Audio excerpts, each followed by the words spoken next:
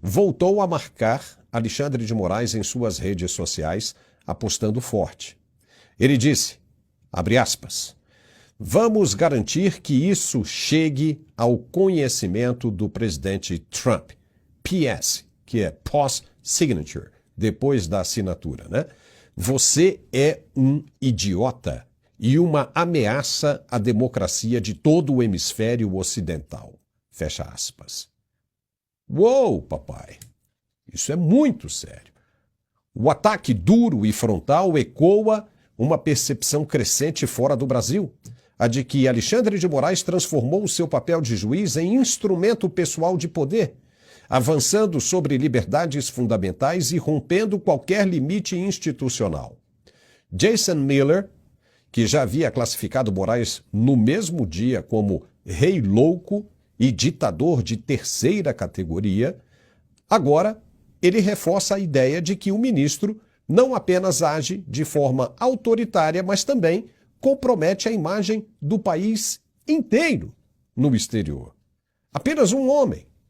Para aliados de Donald Trump, o STF virou um centro de arbitrariedades, em que decisões políticas travestidas de jurídicas se multiplicam sem controle.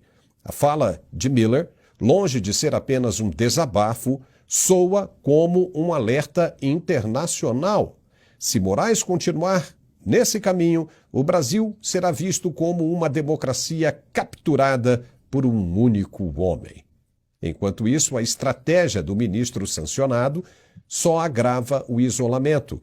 Cada nova decisão polêmica contra opositores políticos, cada medida de censura e cada afronta ao devido processo legal reforça exatamente o que Miller denuncia agora. Uma escalada autoritária, que já não encontra respaldo, nem mesmo fora das fronteiras nacionais.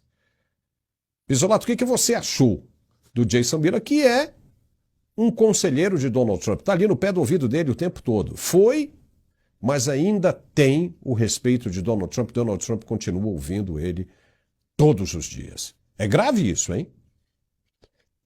Olha, Paulo, eu vou primeiro fazer um reforço no que ele falou, até para explicar melhor. Quando ele chamou o ministro Moraes de idiota, a palavra idiota tem um significado que talvez até em inglês tenha uma outra conotação, porque em português a gente usa como uma ofensa bastante comum, né?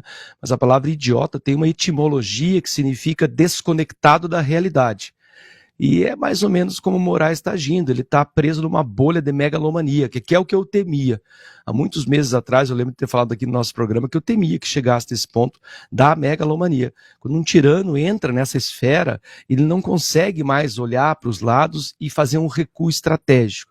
O que ele faz, e quando parece que ele faz algum tipo de recuo, conceder alguma coisa, é muito mais para controlar a narrativa do que para corrigir um rumo. Portanto, não há mais retorno. Eu, pessoalmente, eu já sou da opinião que a nossa democracia morreu. E com perdão da comparação, deu PT na nossa democracia. Porque PT no jargão securitário, no jargão do seguro, significa perda total. E aqui a analogia é fantástica, né? Porque deu PT na nossa democracia. Nossa democracia está morta.